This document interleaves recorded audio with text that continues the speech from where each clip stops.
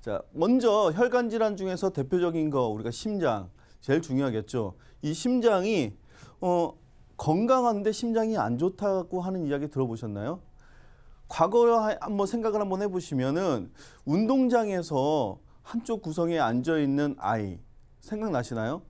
뛰면은 심장이 아파서 심장을 부여잡고선 쓰러지는 그런 아이들 보신 적 있으신가요? 심장이 나쁜 것이 아니라 심장은 건강한데도 바로 심장에 통하는 혈관이 나쁘기 때문에 일어나는 현상들이 많습니다. 또한 선천적인 것이 아니라 후천적으로 내가 심장이 나빠졌다면 그것은 심장의 문제가 아니라 바로 혈관의 문제라는 겁니다. 자, 혈관에 문제가 생겼을 때 우리가 많이 들어본 것들 중에 하나가 뭐냐면 동맥경화일 겁니다. 동맥경화는요, 혈관이 딱딱하게 굳는 것을 동맥경화라고 하는데요. 굳으니까 혈관 속에 피가 흐를 수가 없겠죠. 자, 요즘에 많이 또 들어보는 것 중에 하나가 바로 죽상경화일 겁니다. 죽상경화는 딱딱하게 굳기 이전에 혈관이 죽처럼 끈적끈적한 상태가 되는 것을 죽상경화라고 합니다. 죽상경화가 이루어지고 나면 그 다음에는 어떤 현상이 일어나냐면 많이 우리가 들어본 것 중에 바로 협심증이라는 것을 발병시키게 됩니다. 자, 이렇게 되었을 때 우리는 뭔가 조기에 빨리 치료를 해야 되겠죠. 자, 내가 갖고 있는 보험 중에서 이런 글자가 있는지를 한번 찾아보십시오. 그러면은 뭔가 문제가 됐을 때 제일 먼저 증권을 살펴볼 겁니다. 나는 얼마나 받을 수 있지? 그러면 어떤 혜택을 받을 수 있고 얼마에 내가 보험금을 받아서 치료를 할 수 있을까를 보실 겁니다.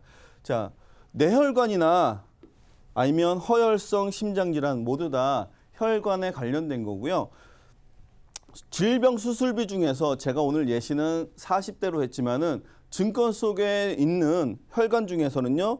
예를 들어서 7대, 18대, 34대, 64대 모두 다 해당이 됩니다. 이 안에는 뇌혈관 그리고 심혈관 모두 다 포함시키는 혈관성 질환의 수술비가 포함되어 있습니다.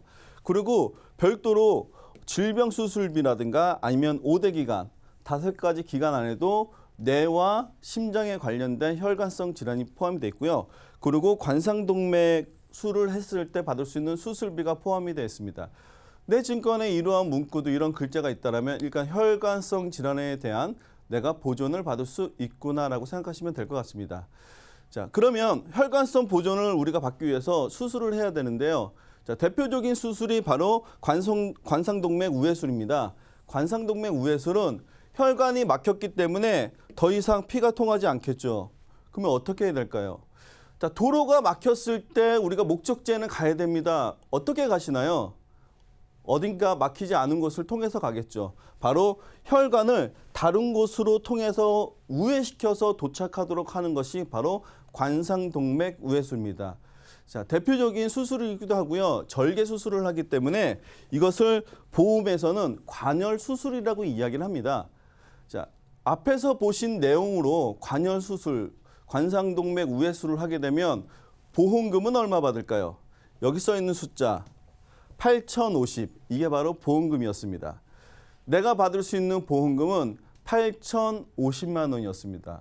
자, 수술할 수 있을 것 같죠?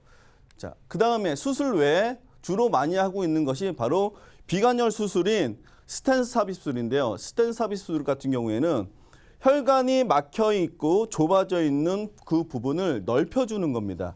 넓혀주는 이 상태에 이 방법을 바로 스텐트라고 이야기를 합니다.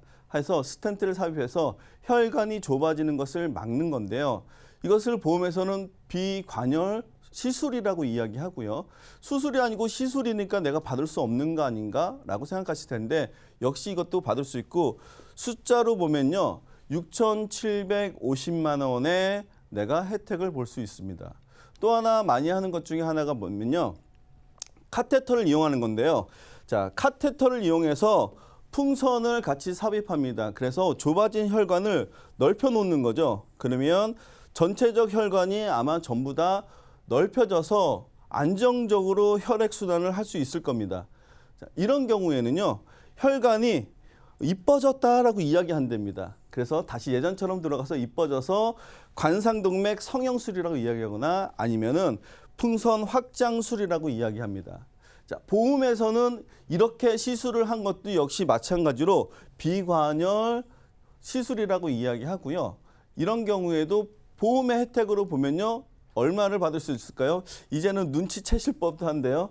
자, 6,750만 원의 혜택을 볼 수 있습니다. 과연 맞을까요? 정말? 이 금액 시술, 요즘에 카테터 시술을 하거나 아니면 관상동맥 우회 수술을 해도 1,000만 원이 안 되죠. 몇백만 원으로 해결되는 경우도 있는데 그런데 이렇게 많이 보험금을 지급해 주나? 자, 다시 한번 확인하겠습니다. 뇌혈관, 그중에서 심장질환 수술을 했기 때문에요. 심장질환 수술비로 5천만 원. 그리고 40대에 포함되어 있으니까 1,000만 원. 합하면 6천만 원이죠. 자, 질병 수술비 50만 원. 그리고 5대 기간 중에서 심장질환이 포함이 되어 있기 때문에 1,000만 원인데 관상동맥 우회술 같은 경우에는 100% 혜택을 다 볼 수 있고요. 이런 경우에는 관열 수술은 100%입니다. 그런데 비관열 시술 같은 경우에는 50%만 혜택을 보기 때문에 만약에 관상동맥 우회술 같은 경우에는 1,000만 원, 그리고 스텐트 삽입술 같은 경우에는 500만 원의 혜택을 보게 됩니다. 자, 그리고 별도의 나의 혜택을 보면 관상동맥 우회술을 최초에 한 번만 받을 수 있는 것으로 1,000만 원. 만약에 내가 관상동맥 성형술을 했다면 최초에 받을 수 있는 200만 원. 더하기 하셨나요? 앞에서 본 것처럼 8천만 원, 6,750만 원의 혜택을 볼 수 있습니다. 가지수가 많지 않더라도 내 보험 중에서 혈관 질환에 대한 집중적인 이런 담보 내용이 있는지는 확인해 볼 필요가 있을 것 같습니다.